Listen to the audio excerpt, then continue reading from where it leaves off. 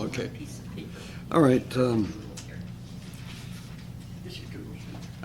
glad to see you folks are able to make it tonight. We have a fairly good number considering. I believe we had finished point 4 on the 24 Theses of St. Thomas in the previous class.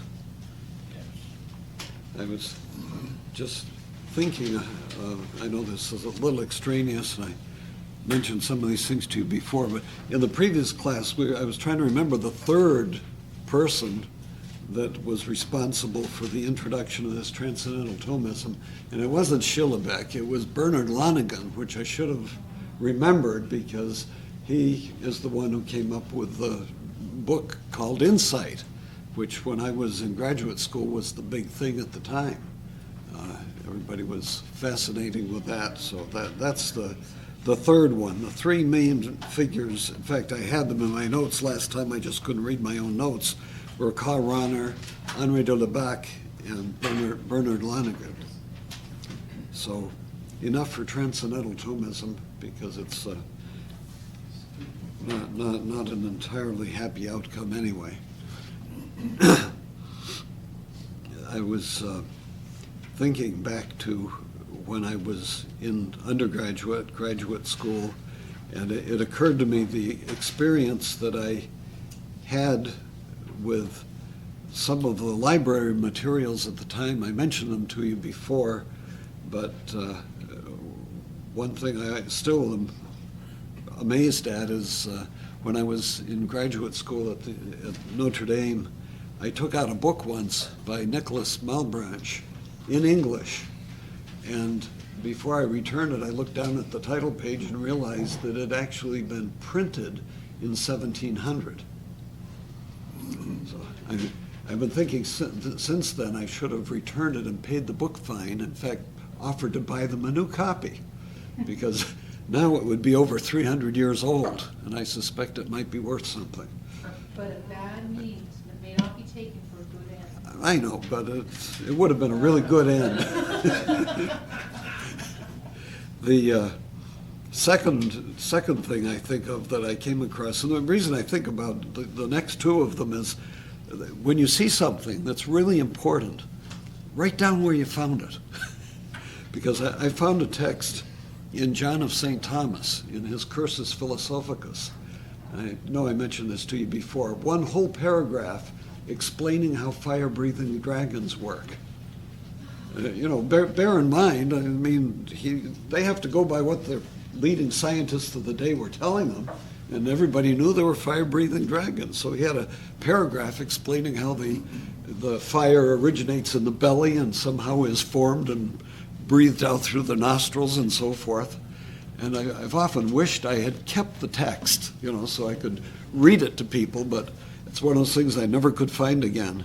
And then I found one in St. Augustine, which was very interesting. And again, I'm just going from memory, but it struck me at the time because he said, regarding the church, he said there are people who are seemingly in the church, but they're really not because of their behavior. And there are others who are seemingly outside the church, but they really are in the church because if they knew the truth, they would follow it. And here again, this is one of those texts that would be quite significant if you could remember where you found it. But I haven't got a clue, and I've never found it since. I've even had other people ask me, where did you find this? Because it would be an important text, but I don't know. I don't think I was dreaming it. Anybody know offhand? No? Okay. Well, anyways, the moral of all this is when you see something really interesting, write it down. And if you find a book that should not be returned to the library, oh well, I can't give you any advice on that, but this isn't ethics anyway. So, anyway, we had just done the fourth of the 24 Thomistic Theses, and the importance of that one particularly, this notion that being is analogous, is because if you're going to prove the existence of God, you need a common middle term. You got to have a connection between the things of this world that we do know and our logical inference to God who utterly transcends the world. So in other words, how do you know when you say you're looking at the being of the things in the world around you, the existence of the things of the world around you, how do you know that that word existence properly applies when you draw a conclusion, therefore God exists? Does the word existence have the same meaning that it does in this world? And if it's got an utterly diverse meaning, then how can you draw a conclusion in any way, shape, or manner? So, of course, the point is that existence is an analogous term, which means it, although it is diverse in its individual expression, there is a commonality to it. So that when we say that positron exists, or when we say that a horse exists, or a man exists, or an angel exists, or gods exist, there is some common meaning that you can use as a middle term to conclude to the existence of God. Understanding, of course, the radical diversity of the nature of the beings that you're talking about.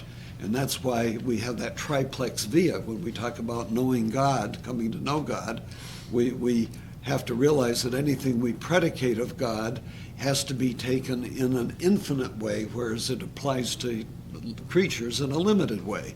And we have to understand that any negations, negative things that we find in creatures, those do not belong to God. But it is still true because of causality that any perfection that we find in creatures must be predicated of God, although it must be understood analogically. So while we have wisdom or intelligence, God is wisdom or intelligence, and his mode of understanding is radically diverse from our mode of understanding. We understand things, we learn discursively. We go from A to B to C. It takes us a long time to learn. By the time we get to the conclusion, we forgot the starting point. That gets worse as you get older. And of course, we understand only partially. We do have a dianoetic intellect in the sense that we can understand the natures of things, whereas at the sense level you only have the paranoetic, you only have the appearances of things, which animals have in a way, but the intellect penetrates the very essence of things, but still it does it through sensible accidents. We do it by process of inference. We notice the way things behave. From that we infer truths about their very nature. God doesn't operate that way. He immediately, by his very nature and essence, eternally grasped infinitely the internal essence of everything that could possibly exist or actually does exist in a single act. That's a little different than what we do. And he never forgets. Created it. What other choice would he have? It's more, well, of course. Yeah, that's how we know that he does that. But him doing it is pretty neat, put it mildly. So that's the importance of number 4, because it touches on the analogy of being which is critical to the demonstration of God's existence. Some of these are a little bit technical. I'm not going to try to squeeze every drop out of every one of them because I don't really want to put you completely to sleep tonight. Partially, but not completely. Number 5. In every creature, there is a real composition of the subsisting subject. Subsistence means, a thing exists in itself. Not the way God exists in himself. He exists in himself, doesn't need anything else. But created substances do have an individual existence belonging to themselves alone. So in every creature, there is a real composition between the subsisting subject and added secondary forms, accidental forms. So in every creature, there's a composition between substance and accidents. Every creature. Such composition cannot be understood unless being is really received. Now watch that word being. That's existence there, I think. Unless existence is really received in an essence distinct from it. Well, of course, we know creatures, because they are creatures, have essences that play the function of limiting the modality of existence. In every creature, essence is really distinct from existence. So, at the same time, in every creature, substance is distinct from accidents. This is obviously true in the case of ourselves, because we're constantly undergoing changes, but it's also true in the case of an angelic form, because an angel is composed of essence and existence, which constitutes their substance, but that substance also has acts. The act is not identical to the substance. If it were identical to the substance, it would be its own act, which is what would be God. We don't want to say that. So even in the angelic form, essence is distinct from existence, and thus the substance is distinct from the activities of that essence, be they intellective or volitional. And again, angels are capable of change. If they're capable of change, that means they can have new acts. If they can have new acts, clearly they have an accidental order of existence, because what is happening is their operative potencies, their intellects, are being actuated by new forms. Their operative potency of the will is capable of being actuated by new specific objects. In other words, they can choose and they can know. And in so doing, they're doing something over and above merely being. So they have accidents as well as substance. I concentrate on the angels because that's the only place I can see that it's ambiguous, or might be ambiguous. Obviously, in every other creature, substance and accidents are different, because things in the physical world are constantly subject to change. And when you have change, you've got accidental change in a substance. Any questions on number 5? Number 6. So some of these, I confess, I have to scratch my own head a little bit at. Besides the absolute accidents, there is also the relative accident, relation. Now, remember, when you talk about the accidents, what are we talking about? Quality, exactly. Relation. Quality, quantity, relation, action, passion, time, place, position, and habitus. And we won't go through all those again. But one of them is relation. Relation is a very interesting accident. And that's why it's spoken of specifically here. Although by reason of its own character, relation does not signify anything inhering in another. Now, what on earth does that mean? Now, think of a relationship between, say, a father and a daughter. The relation doesn't change anything in the father as such, nor does it change anything in the daughter. They are what they are. But the existence of relation is real relative to each other. See? So that's why, considered in itself, in its own character, it doesn't signify something that's in the father or in the daughter, but it does indicate a real relationship of one to the other. And that's why it says it nevertheless often has a cause in things, and hence relation is a real entity distinct from the subject. Now, what that means is the father, by begetting the daughter, has caused a permanent relationship between the two, such as one in a certain order is a cause of the other as effect. And that relation is real, although it doesn't really change the being, the substance of either the father or the daughter.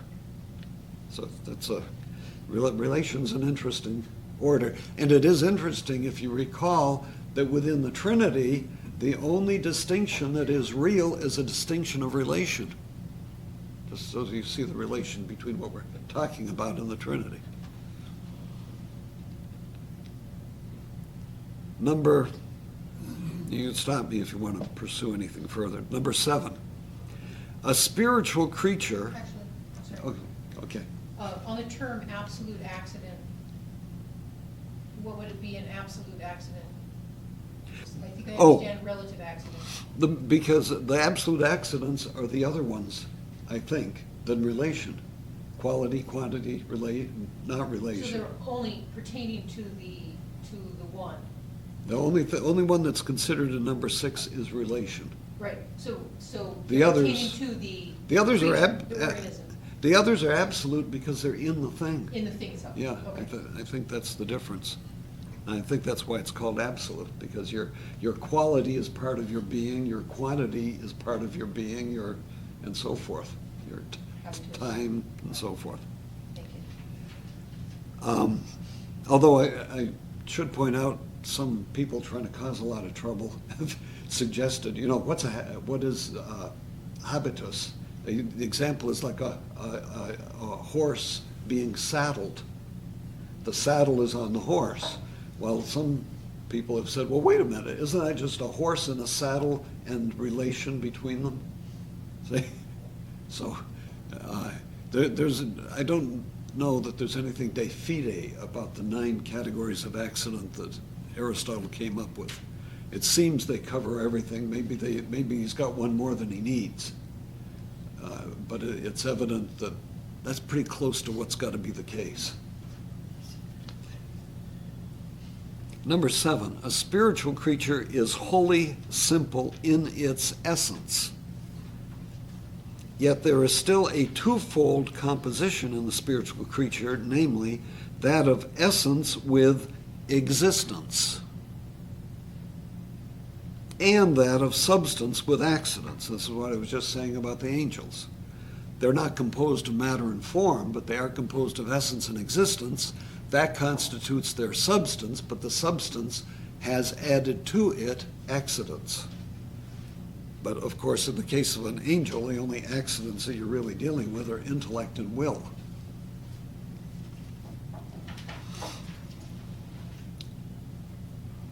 At least those are the only proper accidents. Those are the only ones. So you always have to distinguish between proper accidents, which belong to the very nature of a thing. For example, you being a rational being, your rationality belongs to your very nature. But the fact that you happen to be white or black or green, that doesn't belong to your nature. See? That's a predicamental accident. It's just, it's something we say about you because it's there. But certain accidents are what we call per se or proper accidents or properties. It's a property of man to have intellect. It's a property of man to have a color, but it's not a property of man to be white or black. See? Those are utterly accidental things as to what color you are. But that you have a color arises from the fact that you have quantity and extension, and therefore in the physical realm, color. Does a substance always have extension in space or time? No. Like an angel? Angels don't. Don't. Angels are not extended in space.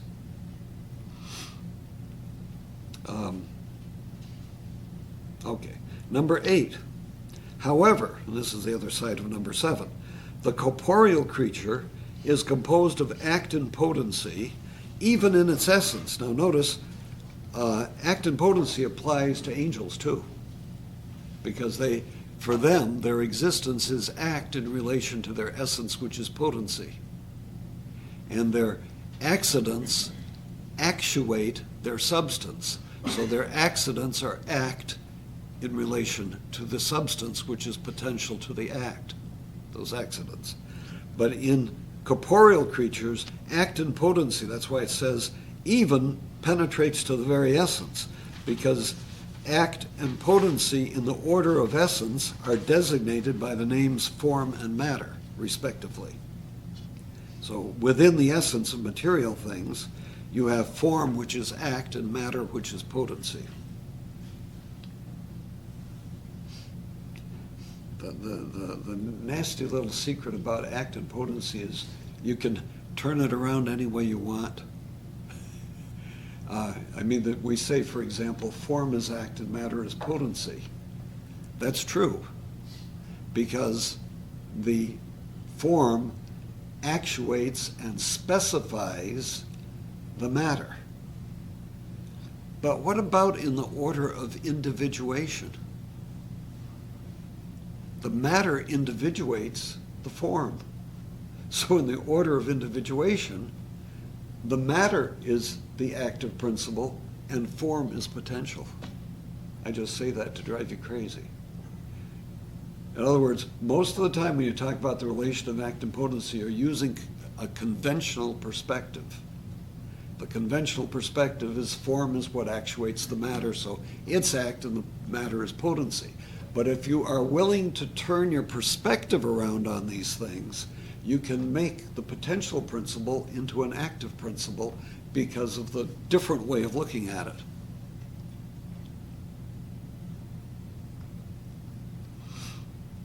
Except, of course, in the case of God, where there is nothing but act. Remember, God is not potential. So we get that mistake of putting God in time, where we think of, he was sitting around for all eternity before he decided to make things. So these things that he makes, they're potential in him, right? Well, no, because he is self-identified with his own act of creation, and it is an eternal act, absolutely unchanging. We say from all eternity, but that's misconstruing the temporal expression, isn't it? Because we say from all eternity, we think about going way back in time, and that's misleading. God is identical with his own act of being, and therefore his actuality entails being the cause of everything that he eternally chooses to make in the one act which he is. So there's no potency whatever in God. And then you have David of Bonnette, who said that God is pure prime matter. Imagine that. St. Thomas doesn't get very emotional, but he says, David of Bonnette did this stultissime, which means most stupidly. I'm sure St. Thomas went to confession after doing that, but he couldn't resist it.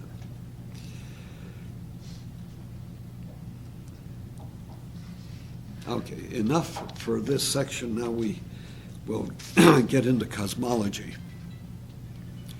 Cosmology, or the philosophy of nature, or the physics. Remember, cosmology, this is picking up the terminology of the Leibnizo-Wolfian school. This is the kind of terminology that the Jesuits developed during the 17th and 18th century for their schools. So that's where they got all these terms that we tend to use today about ontology meaning metaphysics and cosmology being philosophy of nature and psychology being the philosophy of human nature. Those are picked up from the Leibnizo-Wolfian school. So they call it cosmology here, but it's really philosophy of nature or physics. Number 9. Neither the matter nor the form have being of themselves. So when we talk about matter and form, you can talk about them conceptually, but they are not things in themselves and never are things in themselves. Nor are they produced or corrupted of themselves. Now that one takes a little bit more reflection. In other words, it means if you are producing, and remember we're in cosmology, we're talking about physics. So we're talking about physical nature. We're not talking about angels here. We're talking about corporeal beings. So in corporeal beings, you never have pure matter, you never have pure form. It's always matter and form, a hylomorphic union. And this is, of course, what radically distinguishes Aristotelian Thomism from any form of materialism. From the materialist perspective, everything is just atoms or subatomic particles or whatever it is, just accidentally thrown together. The moment you allow that there is a being above the subatomic or atomic level, the moment you allow that there's a horse or a cabbage or a tree or a human being, you've ceased to be a materialist. because you've allowed there's some kind of a principle of unity that makes this one being above the atomic level. And there's nothing in materialism that allows for that way of talking. There just isn't. That's why from a materialist perspective, you and I are nothing but more or less happy, temporary associations of atoms and molecules in a kind of chemical soup in a state of temporary equilibrium, waiting to go out of equilibrium. You know, we last about 80 years or so, and then we cease to be in equilibrium. Some last a lot longer. So, but from the moment that you say that there are beings above the atomic level, you got to have a principle of unity and a principle of specification, which makes a horse different than a meon, and a cow different than a human being. And that, of course, is the form, the substantial form. So when you produce or corrupt one of these organic beings, you must produce form and matter at the same time. And the simultaneous actuation of the being, the beginning of your life as a single-celled organism within your mother's womb, at that very moment, form and matter are united. And there is no beginning until they are united, and form does not exist by itself, and matter does not exist by itself. And similarly, at death, at the point of corruption, it is never a matter of form and matter having independent existence. It is a matter of them not being things in themselves. We do have a peculiar problem with human beings, which you probably already thought about, and that is at the moment of death, our form does become a distinct substance, but that's because it has spiritual subsistence by its nature. So that while at the beginning of our lives, it is, what is said here is absolutely true, that you can't talk about form and matter separately. At the end of our lives, while the matter becomes immediately actuated by other organic or inorganic forms, the form, the soul, which is, you, that takes on independent existence and enters into a new mode of living which has no end. But man is a kind of weird metaphysical being with a foot in one dimension and another foot in the other dimension completely. We are a real metaphysical hybrid of the spiritual and the material.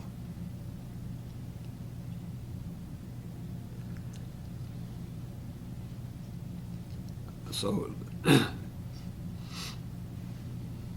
and that's why it also says in number 9, the form and matter are not included in any category otherwise than reductively as substantial principles. In other words, you have to reduce them to a substantial principle in which matter and form are combined, but they're not substantial principles in themselves, and they don't constitute categories in themselves.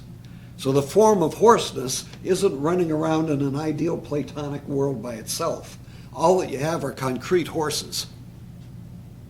I don't mean made out of concrete, I mean real existing, running around, hay-burning horses. So that the forms are concretely realized. We can form a universal concept only by abstracting from the concrete individual that which they have in common with others.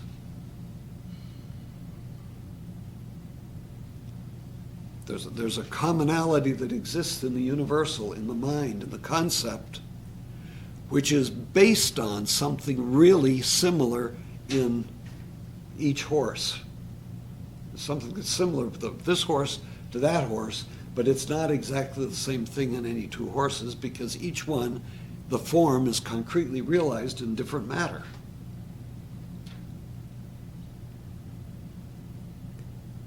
Number 10. Although extension in quantitative parts follows upon corporeal nature, Okay, so wherever you've got a corporeal being, a bodily being, a physical being, you have quantity, which permits extension in space and time. Nevertheless, it is not the same for a body to be a substance and for it to be quantified. Now, here we're reaching back to those angels again. It isn't logically, it isn't metaphysically the same thing to say that a thing is quantified and to say that it's a substance. If you're a materialist, you deny this. For the materialist, to be is to be physical. We don't know that being is distinct from being physical until we do a little bit of philosophy. It's only, in Aristotle's terms, it's only in the 6th, 7th, and 8th books of the physics where he notices that there are beings that he calls separate substances. Separate from what? Separate from matter. How does he know it? Because he proves that there's a first mover unmoved, right? He's not sure whether there's 47 or 55 of them, by the way. So don't automatically assume this is God as we understand it. But it's only then that he comes to realize, wait a minute, there must be beings that are not material beings. Of course, Plato said that even before him, didn't he? Aristotle's not the only one. But it's only when you realize there are spiritual beings that you realize that to be is not identical with to be physical. Whereas for the modern day materialists, that's what it means. They're saying to be is to be physical. There just isn't any other meaning. And that's why any phenomena that they experience or examine or consider, they just automatically translate it into material terms. And that's why you ask them, well, what's thinking? Well, you think with your brain. Any idiot knows that. Well, it's purely the function of your brain. So that's why it's a very important point that to be a substance is not the same thing as to be quantified. Because there are substances that don't have quantity, namely angels. For of itself, substance is indivisible. Now watch what it means by indivisible. Not the way a point is indivisible, because there you're talking about material entities, but as that which falls outside the order of dimensions is indivisible. In other words, quantity doesn't even apply. Quantitative extension doesn't even apply to a substance, so how could you divide it physically? It's not an apple pie. Don't get out your knife and try to cut a spirit in half. Everybody knows that, you know. Even Hollywood. But quantity, which gives the substance extension. Extension means having parts outside of parts. Having parts outside of parts in space, what we call space. Quantity really differs from the substance, because if it were identical to substance, every substance would be quantified. Every substance would be physical. Since we know there are some substances that are not physical substances, quantity must be distinct from substance. And if it's distinct from substance, since substance is that which exists in itself and through itself, quantity must exist in a substance and therefore be an accident of substance. It inheres in the substance. It's not a substance in its own right. It's not like the substance inheres in the quantity, of course. Quantity is an accident of physical substance. It's a proper accident. That means every time you got a physical substance, you have quantity. Quantity understood, though, as extension in space. It doesn't necessarily mean quantity like an apple pie where you can see the pie, because we know, remember when sometimes people get confused, they think, oh, well, you know, you got matter, yeah, but you also got energy, and energy isn't material. Wait a minute. Yes, it is. This, again, is the modern physical thinking. They think, well, you know, Einstein showed that energy and matter were equivalent. That one could be commuted into the other. Well, of course he did. The point to remember is that energy is subject to extension in space. You say, but I can't see it. No, that may be true, but you notice we talk about energy fields. We designate where the force is. We designate the extent of the force from some mass, for example. It is, in other words, energy can be described in terms of a spatio-temporal location. It is here, it is not there. It is emanating from that quasar, it is not emanating from some other place in space. So energy is matter, philosophically. The physicist wouldn't say this, but for the philosopher, energy is matter and subject to extension in space, just as the rest of matter is.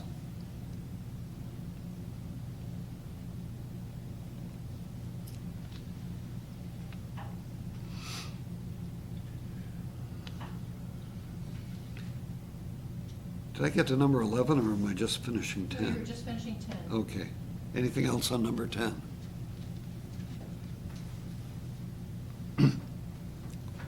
Number 11, the principle of individuation, that is, of numerical distinction of one individual from another with the same specific nature, got to be in the same species, is matter designated by quantity.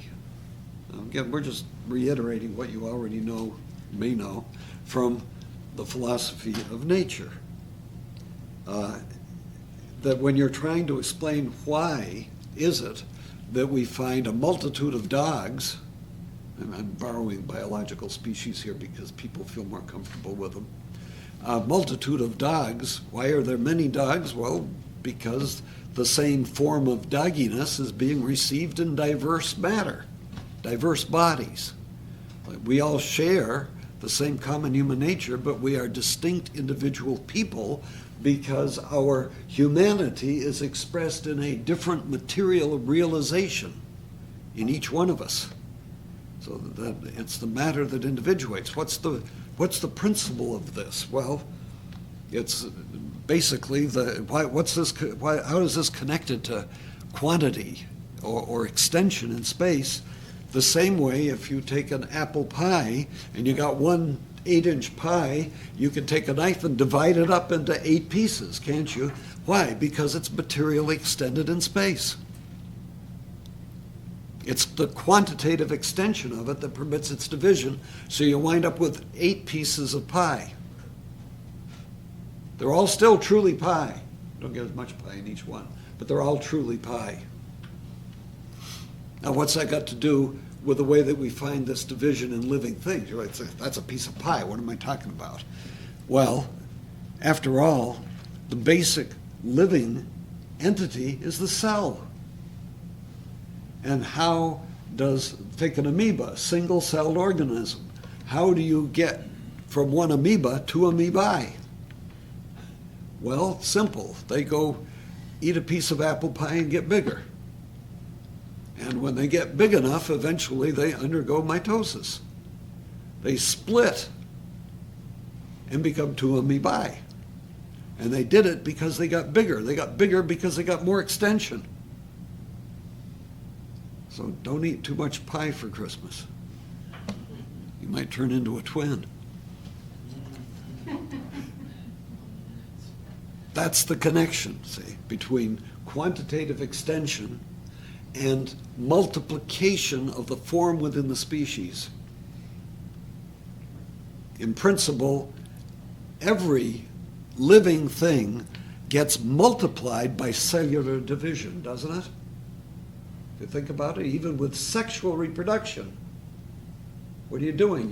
You're splitting off the sexual cells and then you unite them into a new one. But it's able to be done because the cells keep multiplying and replicating and doing so because they're quantitatively extended until they get enough of them that they can split something off and put it together. You can understand it more clearly when you're dealing with simple-celled organisms. But it's even true at the level of human sexual reproduction. Yeah, everything is done by cells multiplying. How do they multiply? They extend and divide.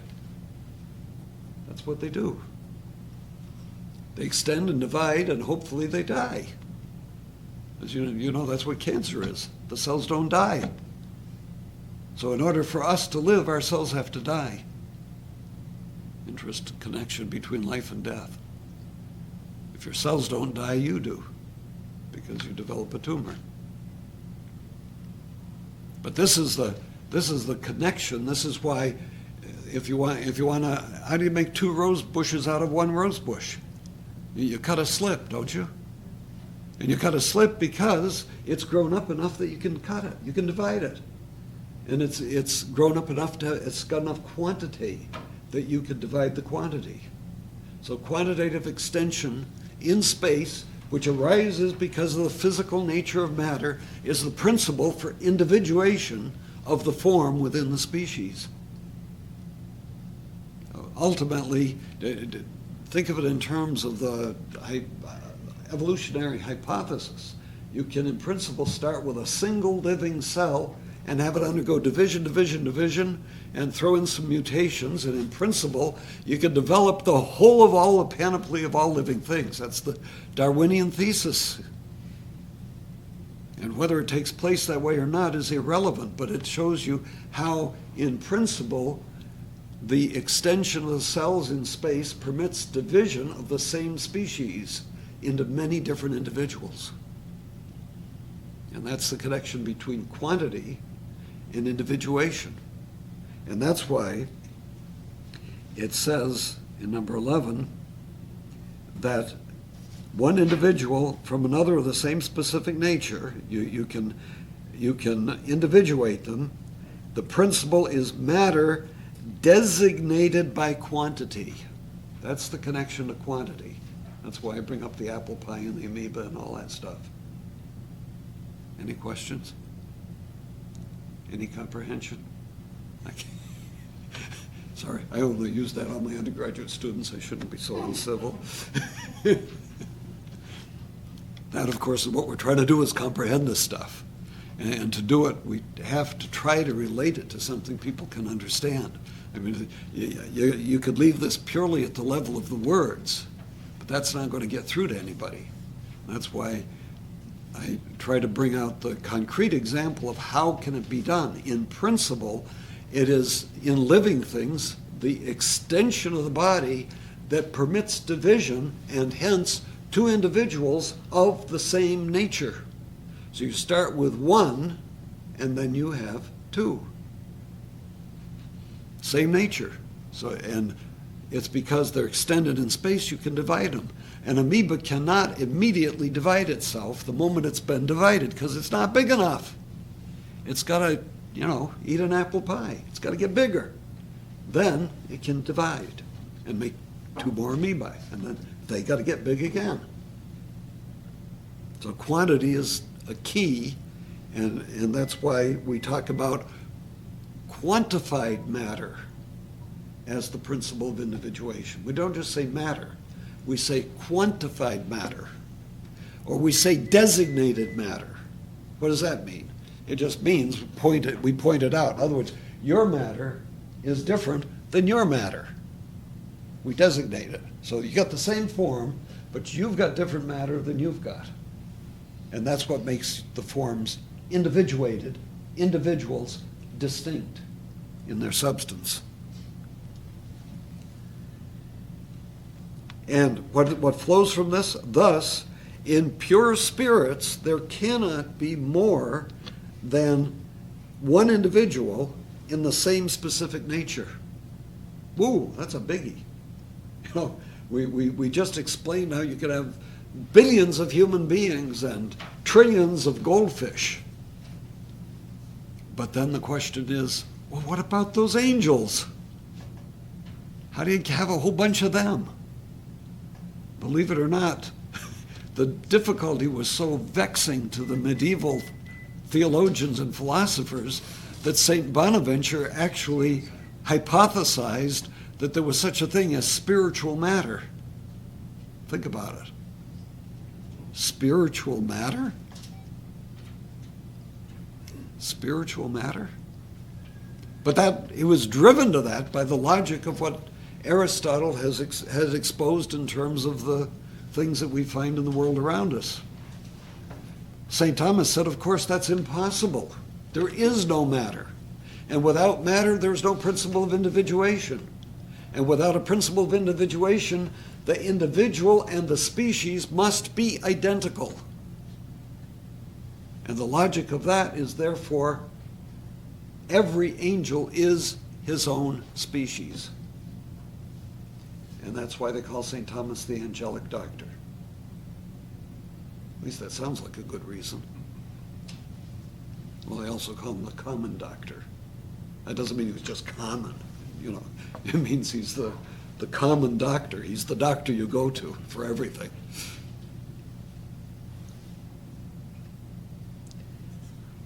Number 12.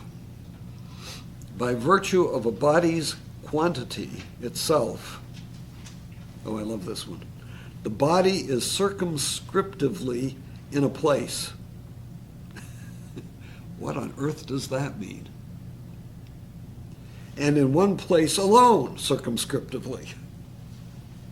Well, I'd love to see the Latin. No matter what power might be brought to bear. That's really interesting language. You don't see that any other place here. In other words, no matter what you try to do with it, the body is one place only. They should have told Padre Pio that. But what this means, I'm not even sure what to do with this one. Well, isn't circum to mean to go around, right? Yeah. Right. You're describing look, it's like, what does it mean what is a place? What does it mean to be in a location? Locus meaning place. Aristotle takes that up in the Physics. And I love his definition of what it means to be in a place. I hope I can remember it. It's the inner surrounding surface of the outer surrounding medium. You got to think. It's what it means to be in a place. It's the inner surrounding surface of the outer surrounding medium. So if you're, we're in air right now, let's say, or whatever the medium is, where I am is described by the inner surrounding surface, that is where the air stops, around me. That's where I am. What else can you say?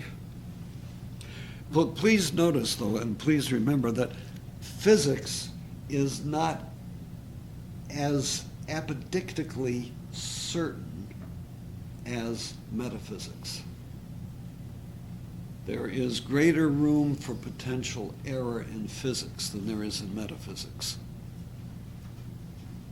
That's why, in a sense, it is a science that is, I don't want to say it's a work in progress. I'm not trying to suggest it isn't 99% complete, but there is the potentiality there might be something we didn't quite get completely right. Or there may be some further aspect that we will discover by further examination of the physical world. The advantage metaphysics has is it deals with such overwhelmingly universal and evident realities and truths and premises that the conclusions you reach can be apodictic. The limitation of metaphysics, though, is you wind up with something like the existence of God. And you've got absolute certitude you got there, and you got him, and you don't know what you got.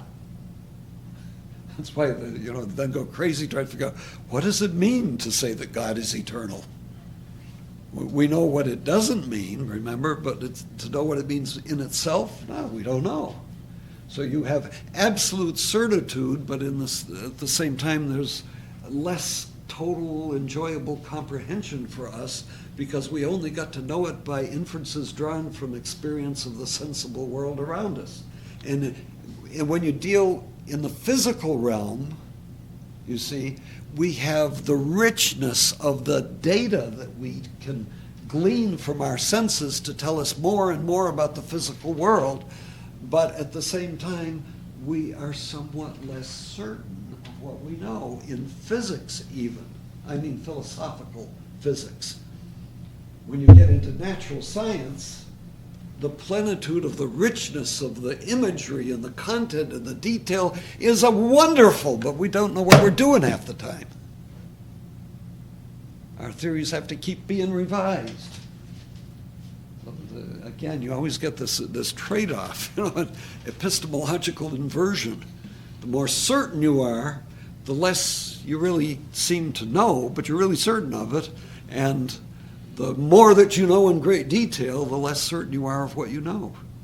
And of course, again, the vertical inversion is that the greater detail is down at the lowest level of reality and the least detail at the highest level.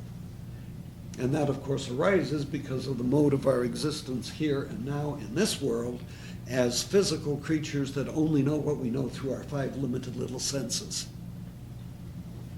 This condition will be radically reversed when we cross the threshold into the next world, because in the next world, God can directly infuse into our intellective soul anything he wants. You get plenty of clarity then, for better or for worse. But in this world, this is the way it is. And this is the nature of the sciences and their relationship to one another. Number 13. Bodies are divided into 2 groups. Some are living, others are devoid of life. Hey, that's a pretty good division. But where do we find the ones that are living? Here. Out of the entire cosmos, we have to pinch ourselves and remember, despite all the speculations you see on TV these days, I think there's a House committee holding hearings now on extraterrestrial life. We don't know of life at all anywhere in the 20 billion light years diameter cosmos in which we're living, except on planet Earth, right here, right now, and we have no reason to believe that there's life anywhere else, despite what you hear all the astronomers telling you. Because, at least according to a paper that I published in Faith and Reason some years back, I don't know whether I've got that on my website or not. I can't remember. It'll be in the appendix of a 3rd edition to my Origin of the Human Species. It's coming out right now. According to that article, which I cribbed from Father Woodbury, so it's not my thinking alone, or at all for the most part, there is no way for life to form except by the direct creative intervention of God himself. So if you have it on Earth, and if you have higher forms of life on Earth, at each time God had to directly intervene, and if he hadn't done it, it wouldn't have gone any further. And once you know that, you realize, hey, you can go anywhere you want in the rest of the cosmos. The only way you're going to get any life there is if God directly intervened there. Now, do you have any way of knowing that God directly intervened? I don't. I don't think anybody does. And if you don't know it, you have no reason to believe there's life there.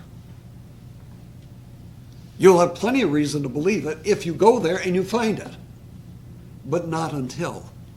So you can have all the astronomers that you can line up from here to the moon telling you it's got to be there, and it's wishful thinking on their part, period. And they have no scientific evidence to demonstrate it. They only have scientific evidence that it's possible.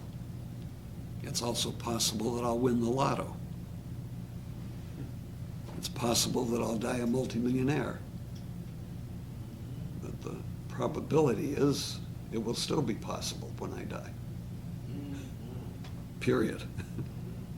Okay, so that's the point we say bodies are divided into living and non-living. That's big. That's important.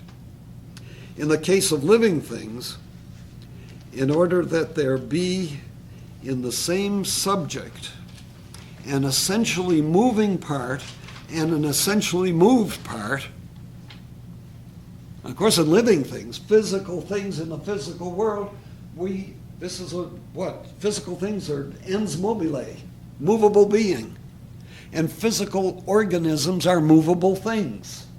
So we move, what's it saying is, we move because one part moves another. In a deer, the body moves the leg and the leg moves the deer. That's what it's basically saying. In order for there to be in the same subject, the same deer, an essentially moving part and an essentially moved part, you got to have a substantial form. You got to have something that's running the show, because it's one being that's moving itself. And that living principle is what we call soul. That's why Aristotle says soul is a principle of life. Do living things have a soul? Of course they do, because there's got to be something in them that distinguishes them from non-living things. That's a principle of life. And we know that even animals have souls, don't they? Because, what do we keep the animals in the zoo. And the zoo is taken from the Greek word meaning alive. So the things that are in the zoo are the things that are alive. What do we call them? We call them animals. And anima in Latin means soul. Or, it also means mind, but that's not what we're trying to say. It means soul. So the things with souls are in the zoo. We keep the things that have souls there because they're the things that are alive. So anything that's alive has a soul. But to be a physical organism, you got to have organs, an organic disposition, which means heterogeneous parts. If you don't like that, heterogeneous parts. Two different words, different spelling, same meaning in the dictionary. Look them up. Heterogeneous parts.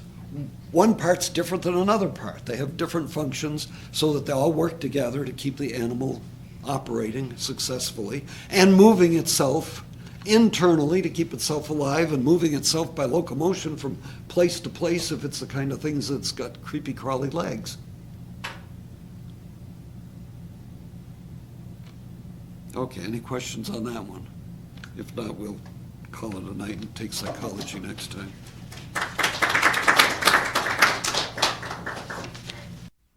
Sound production copyright Olteen Library Services, all rights reserved. www.aquinasphilosophy.com